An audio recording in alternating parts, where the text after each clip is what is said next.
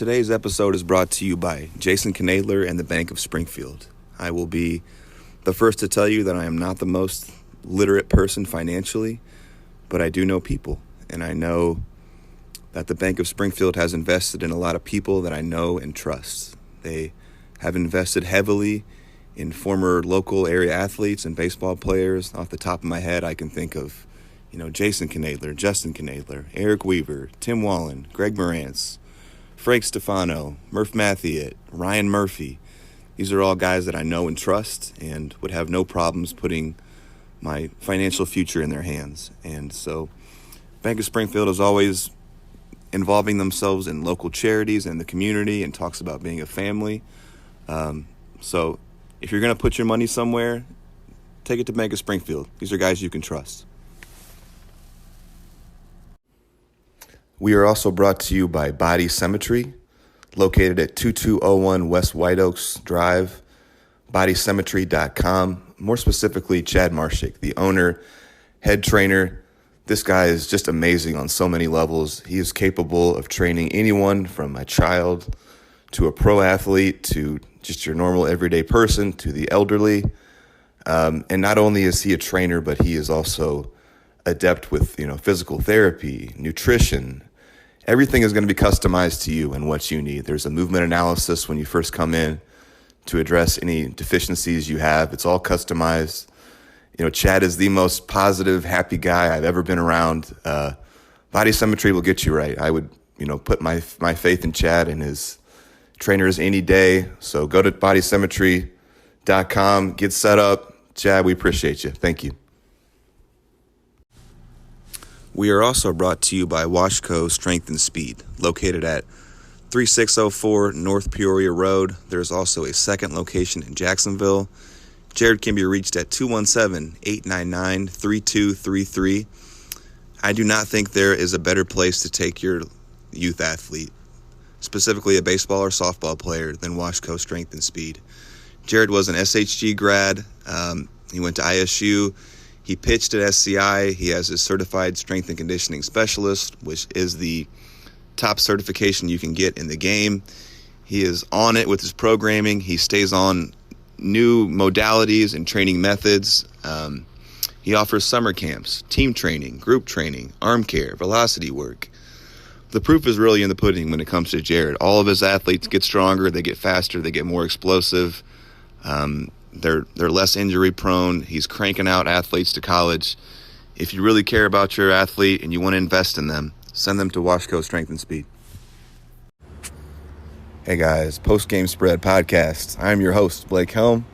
We are back with another episode of Out of Left Field with Joey Albsmeyer. Joey has some amazing, hilarious takes on the O'Malley podcast, which I think it could not have gone better. I am so thrilled with it. I'm so thrilled with how he did. Ryan is an absolute champion of a person, so Joey's got some great takes. We even have an old Dusty Bensko story that pops back up, too. Joey is going to mention this, but I would like to reiterate it. We are going to be making this charitable, so every time Joey comes on and gives us his takes that no one asked for, I'm going to be dropping 20. Joey's going to be dropping 20. We're going to be matching, and we're going to be calling it the Ron Riggle Senior or Big Bull Scholarship Fund, and we're going to be moving that around to different baseball entities in the community. So sometimes Logger Baseball, sometimes the Boys and Girls Club, and also local Little League. Every time it gets to $100, we're going to move that around. So that's exciting for us. A couple things I wanted to touch on before I hand it over to Joey. One of the really interesting things I thought about the O'Malley podcast when I re-listened to it was just how he, in every aspect of his life, made the best of it. Like, he wasn't always dealt the best cards, but he made the best of it. He wasn't drafted. He made the best of it. He became a mop-up man in the minor leagues.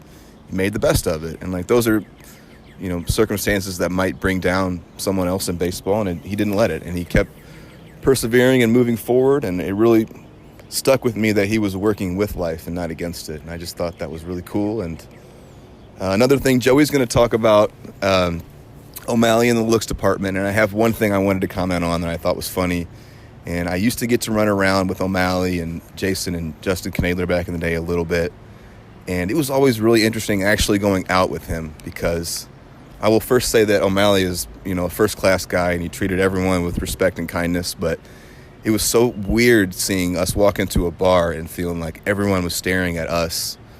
Sorry, not at us, at O'Malley, not at us in any way. They were looking at O'Malley, men and women, and they would come up and talk to him, and it was, he handled it well, but it was just weird to see, like, I'd never been close to celebrity like that. And I know it's just a little small bubble of celebrity, but really interesting thing. So, and then I'm going to take you out with a Claude Krac story. I got to interview Claude for the Jason Knadler podcast coming up, and Claude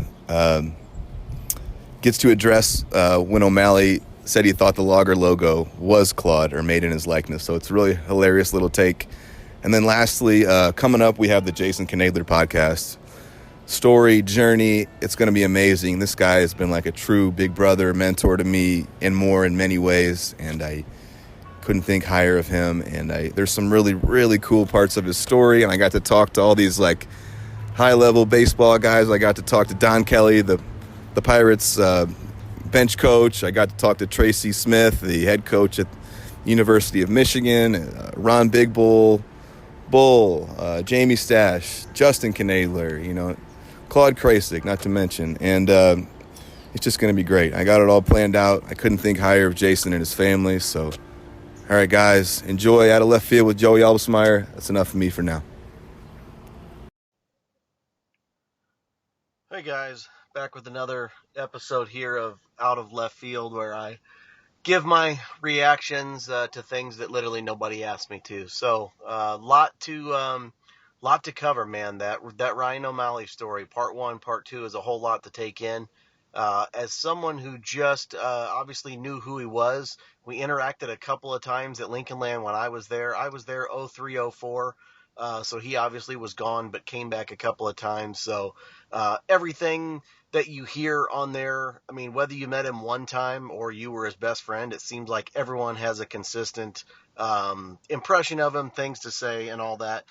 Before I get started, 2 things really cool about being involved in this podcast. One thing that I did not anticipate whatsoever, really cool, was that I got a Facebook message just kind of out of the blue, and it was actually recently. So I think O'Malley's story kind of brought some new eyes to some old pods. And really, it was from a guy named Dustin Rosenthal, and he just opens up and he's like, "Hey, been listening to the podcast about Dusty," and he goes, "I was playing left field the game that he hit that home run at Lincoln Land. You're talking about it." And he goes, "Listen, it definitely cleared the lights and went into the top of the trees. By far the longest home run I've ever seen while on the field." He says, "I still talk about it to this day." So that then prompted me to send a screenshot of it to Dusty, and we joked about it that it was confirmed. And but what we also discovered is he is actually from Morrisonville. So I was kind of combining 2 memories. The home run happened against Morrisonville, and then him getting hit and flinging the bat at us happened a following year at Lincoln Land against Litchfield. Actually got hit by a pitcher that I played with at Lincoln Land, Kenny Young. So that's, I think, where I was combining the 2. But either way, not to harp on it too much, but really funny just to relive that. And really cool that, guys that played in the area are listening to some of this and getting to relive it. So that was kind of cool. The other thing, as much as everyone loves to just hear me ramble on and give my thoughts on this, each time I do one of these, I'm chipping in $20 with Blake. Not sure exactly where it's going to go, possibly to help Lincoln Land, possibly Boys and Girls Club, local Little League, whatever it is. But that way makes me feel a little better than I'm just on here talking in an empty room to myself, giving a reaction. So anyway, let's dive on in. And man, how can you start anything about Ryan O'Malley without acknowledging the elephant in the room? I mean, if you see somebody that's 7 foot tall, you can't help but say, man, look at him, he's tall. If you see Arnold Schwarzenegger back in the day, you're going to say, man, this guy's ripped. Look at his muscles. If you see Ryan O'Malley, like, you just can't say, Jesus, look at his face. Like, there's just no way around it. Like, he has that attractive quality where people want to be around him. for whatever reason, man, God gave him a great face, and you got to acknowledge it and move on. And so there we go. But that got me thinking, does he, like, is this a blessing or is it a curse? I mean, do you know? You got to know, right? Like, you've got to know when so many people tell it to you. Do you get tired of hearing it? And like, how do you even, I mean, obviously he took the one way of where he's very humble and plays it down and laughs it off.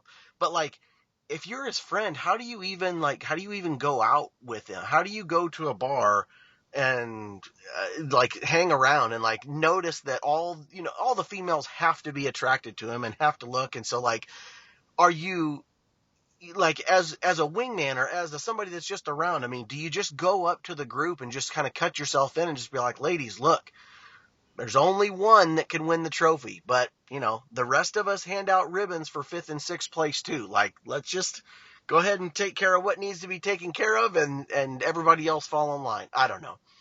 Just something to acknowledge. I'm sure he's tired of hearing it by now, but it's just one of those things that if you can't have 100-mile-per-hour fastball in the looks department and not talk about it, right? So anyway, moving on. The stories of him in his childhood having a baseball field in his yard, man, that hit so hard. Like, is there anything as a child that you could have wanted more? Was to have some sort of facility in your yard? Like, I'm sure everyone hits wiffle balls over their fence or into trees and imagines it and pictures it. And so, like, I don't have a big enough yard for that now as an adult with my kids, but like, I totally try and do that stuff. Like, I bought a field striping painter just to put football lines and batting box lines back there. So, I mean, that's everything that, even now as an adult, I would love to have those things just to play back there. So, I mean, that was super cool to hear about. And I can only imagine that, like, that was the meeting spot for all the kids to be able to do that. And my goodness, talking about his dad stringing up lights so that they can play night games. I mean, that's certainly not the Athens that I remember. I know I'm a little bit younger, but like, he talked about going, Cantrell and Athens and having some success there. And there must have just been, I don't know if there was just a good wave of athletes before I got in there, or if they had some other athletes move away. But just from 90, my goodness, so from, I don't know, 97 to 2002, I don't remember Athens having too many powerhouse athletes or having too much success. So how I guess what a great foresight his parents had to have to move him to SHG and all that. Not that a talent like that wouldn't have, been able to shine anywhere that they were, but interesting to hear all of that stuff. Rolling right in. Listen, I'm a crier too, and if you haven't listened to his part 1 and part 2, you got to go back, because Blake hits him right away with a sound clip of his dad. Talking about him going to Wrigley as a kid with his grandma and being at Wrigley and telling her, like, hey, this is what I want to do someday. I'm going to do that. And of course, I couldn't see his face or anything like that, but when the audio picks back up, he's choking up and crying and everything. And at the time I was like, oh man, this is powerful. Like, we started right away. Like, I didn't anticipate that, he got him. And I'm thinking in my head, man, that would make for some good, video or whatever. And this is just my wicked sense of humor here. It's like, you know what? O'Malley is, okay, super athletic, super successful, talented. Everyone has great things to say about him. Handsome as can be. I thought, you know what? Maybe, is he an ugly crier? Like, is this the one thing that God gave to even it out? And so I found myself thinking, I'm like, oh man, we need some video on this. Like, is that the one thing that they can give us that we can cling to? Is that, well, he's got 99 things, but like, man, when you get him crying, ooh, I don't know. Just, I know that's silly, but cool thing to have all those memories. All those memories growing up of being able to play ball and being a super hard worker, and all the support that he gets from his family. Really, really cool that he was able to share all of those things with him, and makes me, with boys of my own coming up, it reminds me how worth it is, to be there for them and to spend the extra time and, to push them. And because hopefully obviously I'm proud of my kids no matter what, and I don't anticipate them making it through to any sort of professional ranks, but, just obviously the memories of your parents being there for you and spending that time, definitely shines through. Okay, a couple things that have been really cool. I think about both Aper, Dusty, and O'Malley is, man, how Little League comes up and how Little League in Central Illinois just, and I know Dusty picked on it, the Southwest and the Fairview, and Ryan O'Malley gets into it a little bit too. Like, it makes me start to wonder. It's so cool to hear guys that reach the highest peaks and were the most talented and the best players. It's cool to hear them talk about other guys that they think were studs on their team and how excited they get to sing other guys' praises and all that. And it got me thinking, imagine a 1990s Springfield area Little League like player tree, almost like you get, you've got not the Belichick, whoever, the Belichick coaching tree, or the, whomever coaching tree, where you get like this group of guys that started, and then there's, well, this guy coached with that guy, and he made it here. I wonder what a Springfield Little League, player tree would look like, and how many of the guys played Division I or played, professionally and all that.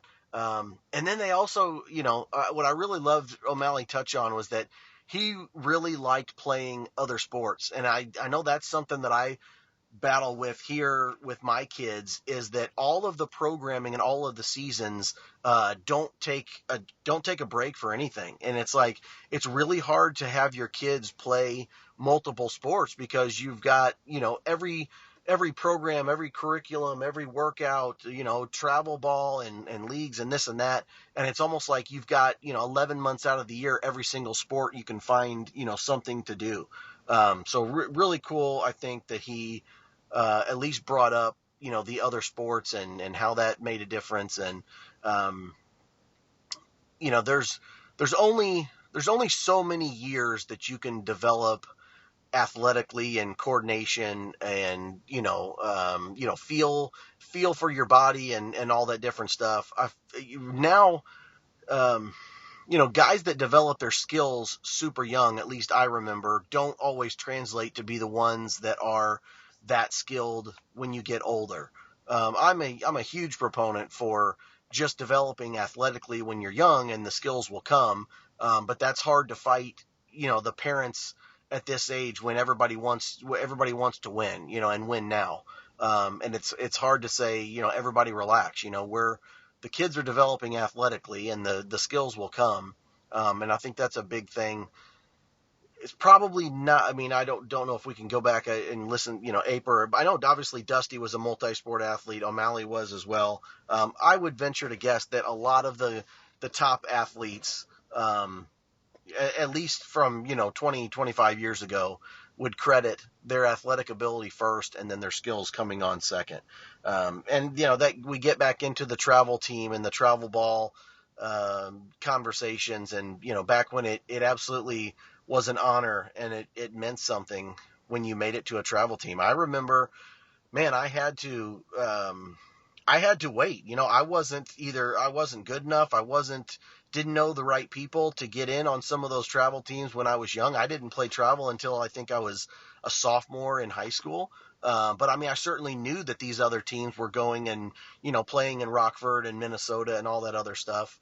But I think that's what still made it special. I mean, I think if at that time, if a bunch of just average players would have gotten together and built up a travel team, I don't think it would have meant the same. So, not that there's a whole podcast or a whole episode coming up on Springfield, travel teams, but I'm guessing every guest that comes on, they'll mention it in some form or fashion, because it was just, the start of a lot of really good talent in that area. And everyone says the same things, right? That they're, once you find that level of competition, everyone sort of gravitates to it. So that was really neat. So one other thing, then this may not mean anything to anybody, but I got to tell this story. So O'Malley specifically mentions Pete Christofilakis, and that name gives me nightmares because I was just, well, we had just a small enough group in Plains that we all had to combine together, and however old the oldest kid was, we had to play in that division. So I think I was something like 9 or 10, and we were playing the U12 Sangamon State Soccer League, which I think technically at that time you could have been 13 still playing in the U12 league. And when I tell you, Pete Christofilakis absolutely filleted us. Fillet is not even a strong enough term. I think the score was 13-0. I vaguely remember Peter Christofilakis taking the ball. First of all, we had a kickoff. He steals it immediately. We come running. He chips down at the ball, flips it up over one of our heads, does a one-touch catch, runs around us, does a one-touch catch over our heads, takes maybe a dribble or two, absolutely fires this ball from I don't know how far away, puts a little curve on it, and rings it off the upper 90 in the net. And we all just sort of stand there with our arms shrugging. I mean, first of all, we were standing there with sweatpants on and a starter jacket underneath our t-shirt jersey anyway, and he's probably got, the slick Umbros at the time, which was the cool shorts to wear. I mean, it was, even then, I didn't know a lot of people's names back then, right? When you're 9, 10, 11 years old, you don't know other people not on your team that you're playing with. We knew his name, and that that was definitely different. Not that we had any business being on a soccer field anyway, but man, it was those old Sangamon State soccer fields by, I think, the old drive-in, or by Knights Action Park. I think I could be way wrong on that, but I will not ever forget Peter Christofilakis absolutely ruining soccer for an entire group of athletes there. So, and I know he did really well, and I think I don't know if he ended up playing football as well and kicking for them, maybe at University of Illinois or whatever. But yeah, had to had to tell that story. And if O'Malley was on that level, it's a shame that he wasn't able to keep up with soccer because that was an incredible athlete, really good level of play there.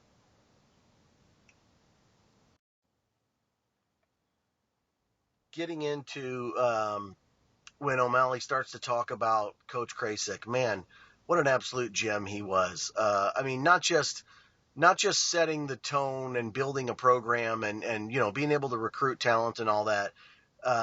Just such a kind-hearted person too. Like, he remembers memories and instances, and he remembers your parents' names and times that they helped out and this and that. I mean, just a really, really great guy. I remember my first year at Lincoln Land he had just retired from coaching the year before, so I was in Bull's first recruiting class, but Coach Kracik still taught a class at Lincoln Land, and of course we all took it, and I think it was baseball appreciation or intro to baseball or whatever, and here we thought, this is just a free time or whatever. That could not have been more wrong.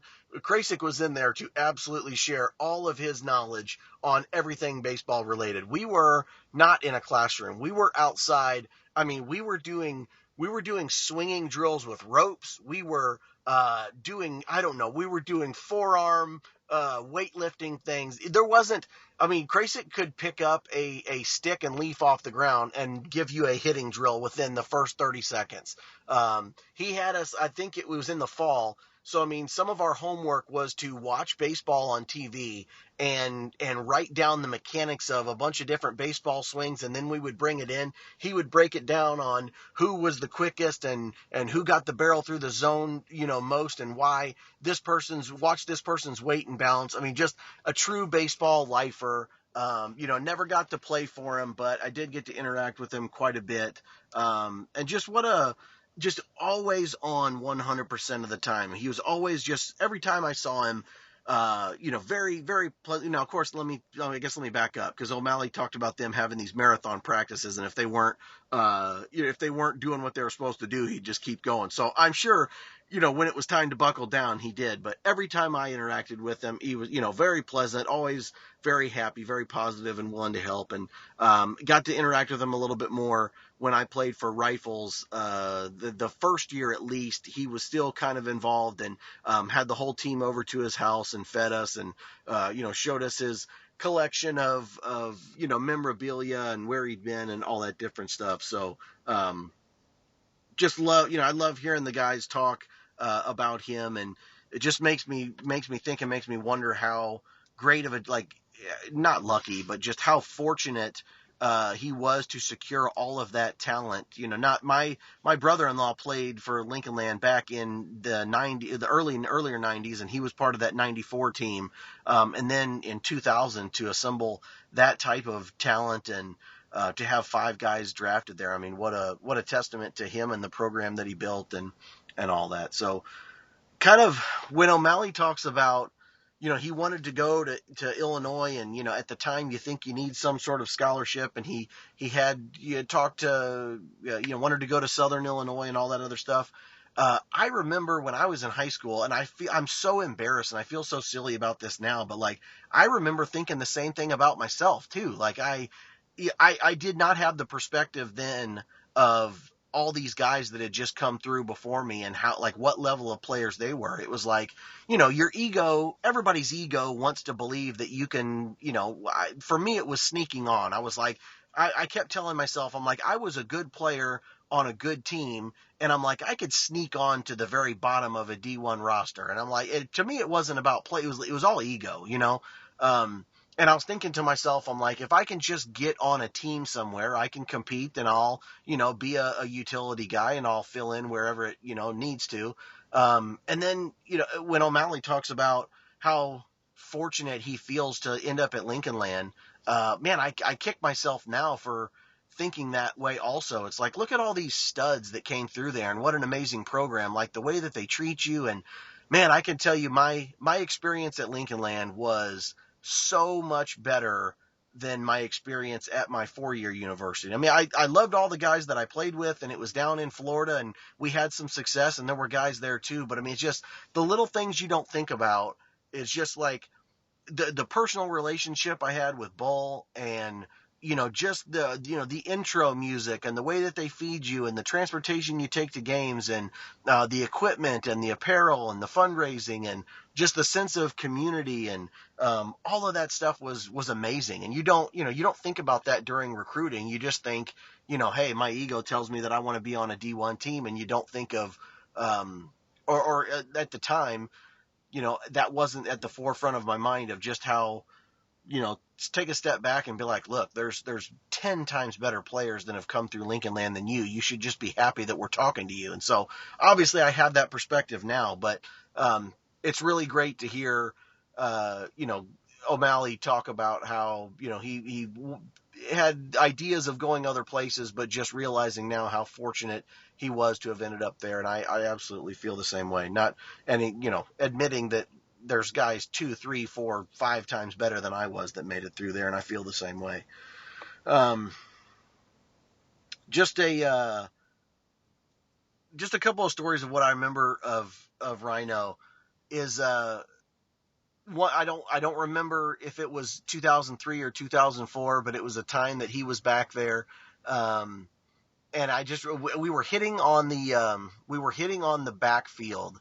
And I don't know if I was throwing BP or if I was just around there, but it must have been a time that he was focusing a little bit more on pitching, because he jumped in the cage and he had made mention that, he hadn't done it in a little while, but it took him only probably 4, 5, 6 swings to get back in the groove. And man, he was just absolutely striping balls. I don't know if you've been out to Lincoln Land, but as much as the main field and the backfield kind of face the same direction, and there's a tree line that goes all the way across basically across left on both fields. And man, I just remember he was just absolutely smashing these balls on the backfield, and I thought, like, I was never a BP kind of guy. Like, you wouldn't.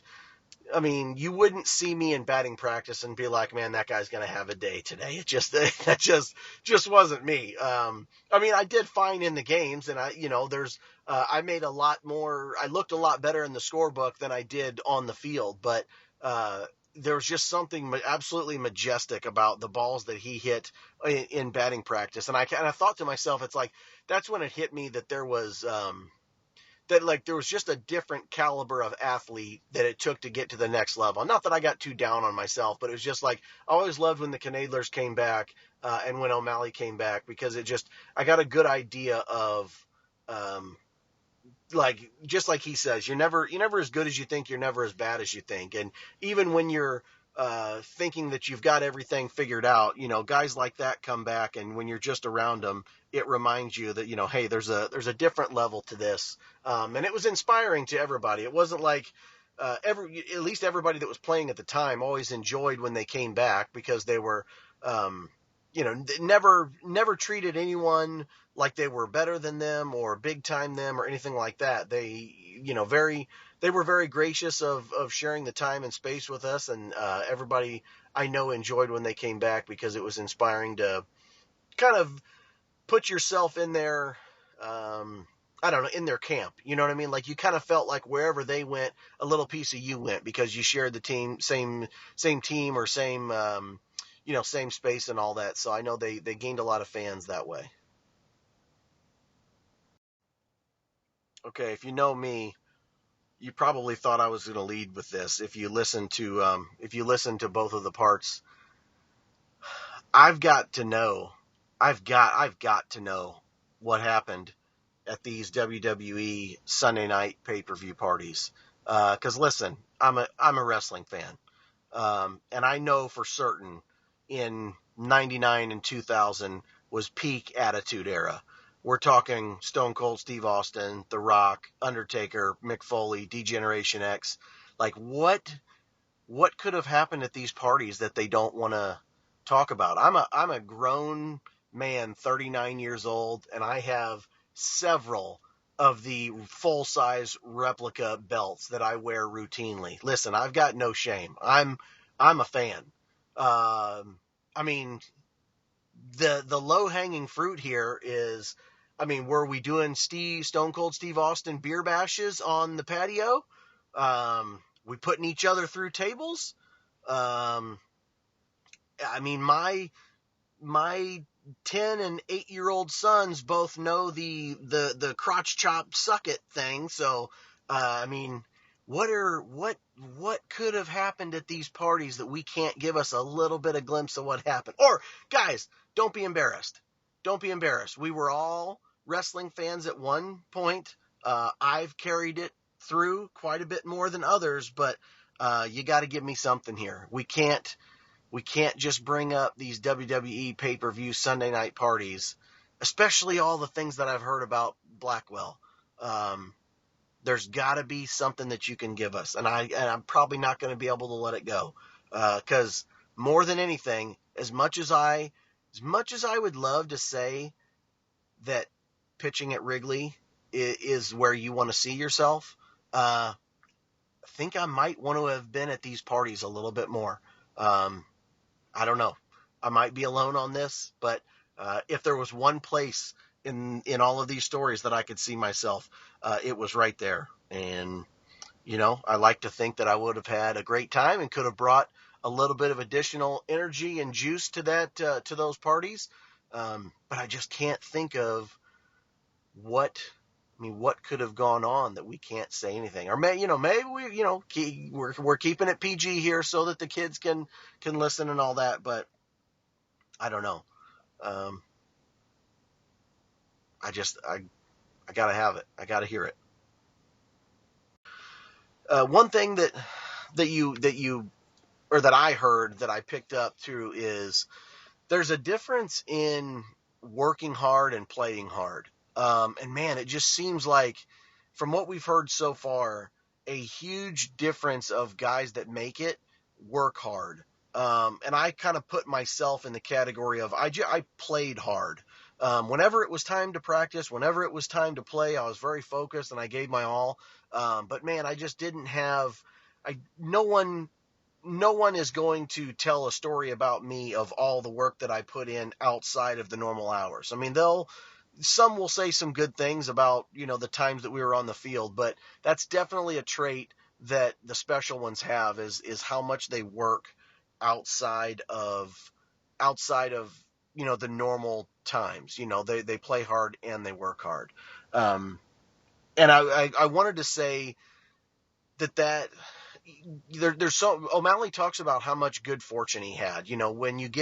He was obviously to go to the Cubs, and then he made quick friends with Rich Hill, and he had coaches along the way that were his friends, and every team that he was on was winning. And I start to think, I'm like, oh my gosh, he gets breaks at every turn, and he's very fortunate. But then it's like, you know what, like I I think the hardest workers probably do have more fortunate breaks, and that might just be the way it happens. So I mean, that's an interesting thing that I picked up is your maybe that's the difference of guys that get opportunities and get to make it through, and why you wonder why so many guys sort of fizzle out is that there's playing hard and there's working hard, and I think it sounds like he definitely worked hard. But I gotta say, on the being fortunate piece, and listen, there's no way that he's this handsome that people give him all these breaks. But listen where I'm going with this. Come on. The guy said that he sunk his host family's boat and the guy wasn't even mad. Like that that's some hot girl stuff right there. Like, oh, sorry, I broke your boat, and then you forgive her because, like, sorry, you're the hot girl. Like, come on, there's got to be more to that story that him and Jason Knadler were out drinking and sunk his boat, and the guy was just happy for him. Like, come on, I need to know more on that story too.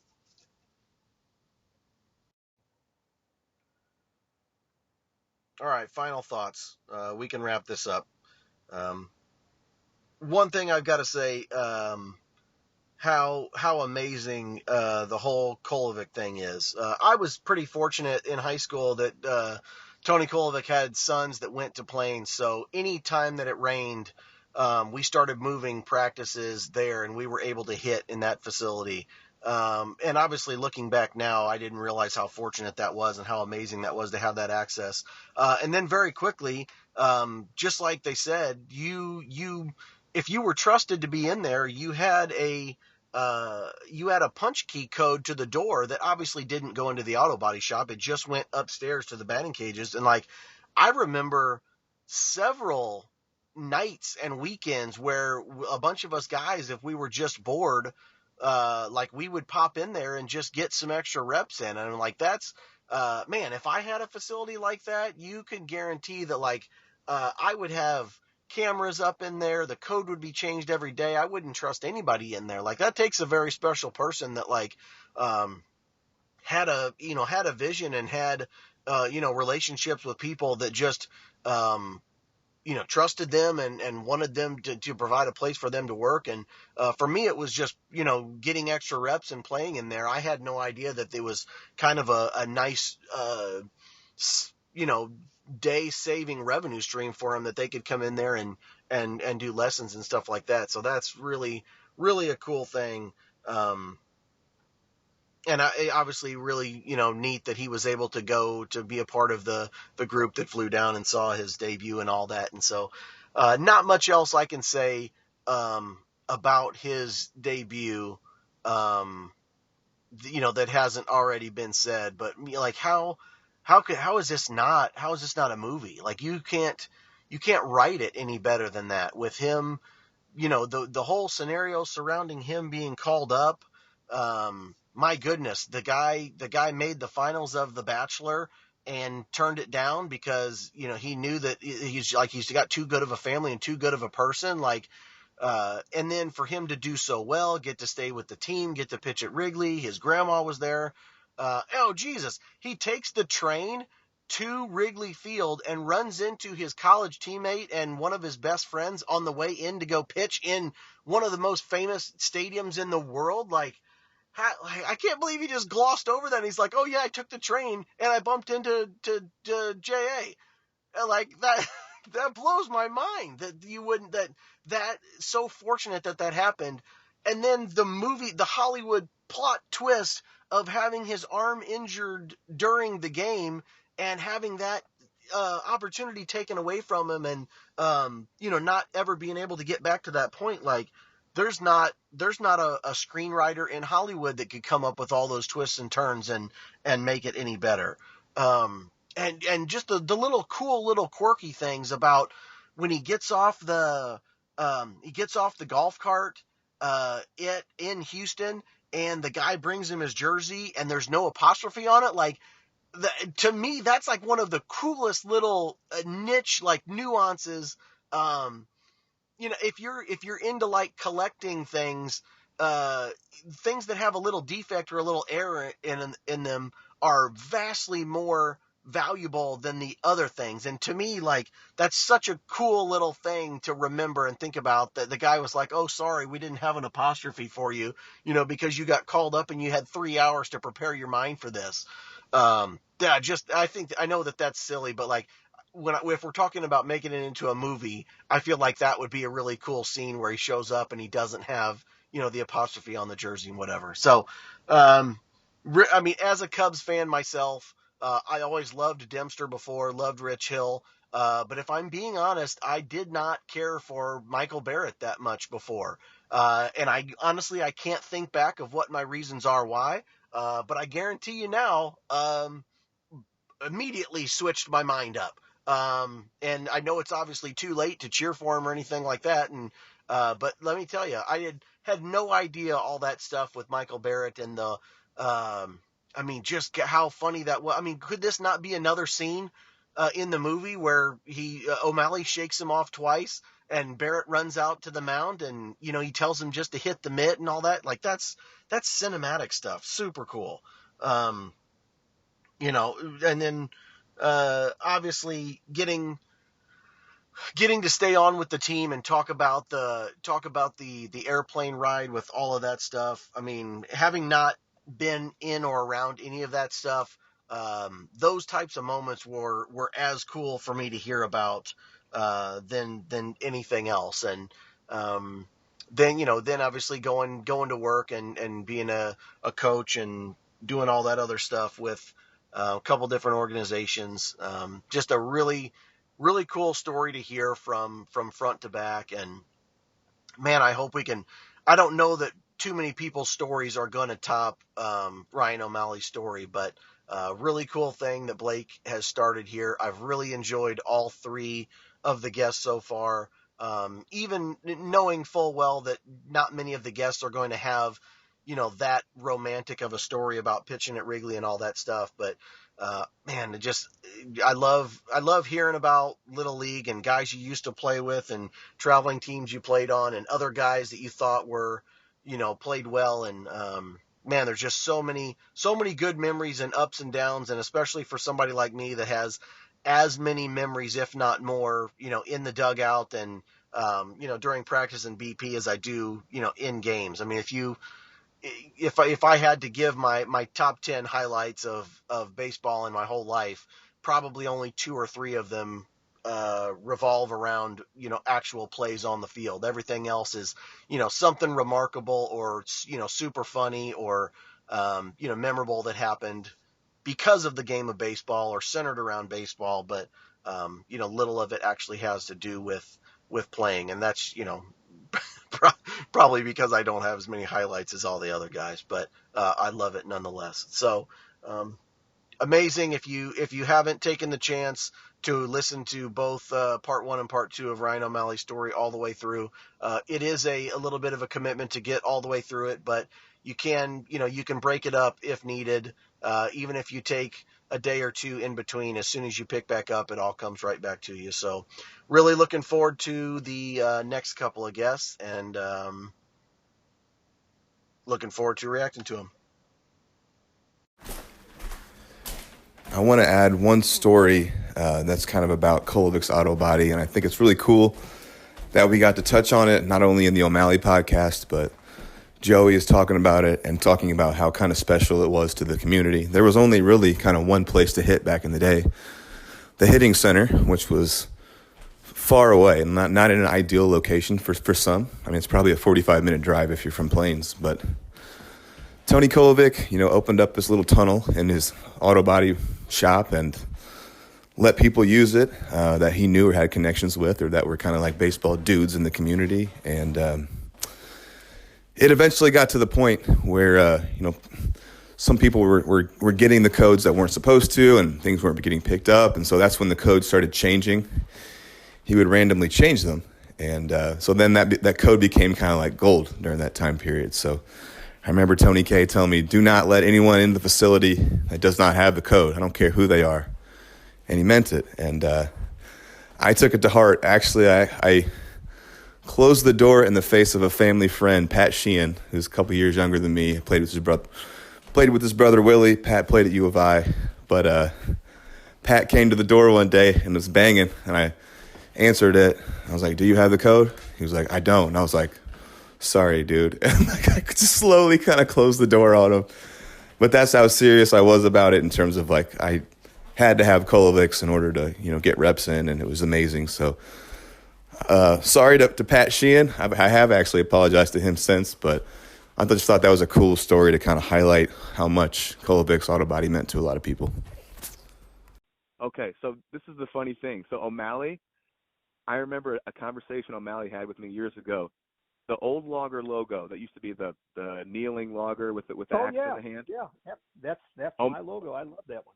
Logan O'Malley Tracy was the guy who drew that back in 1970. Wow. Yes. So here's the thing. O'Malley thought it was you. Is it you? Oh, no, I don't think so. That's the funny guy, thing. I think that guy had a mustache, and if he ever seen me with a mustache, he'd be laughing your ass off, because I had no facial hair.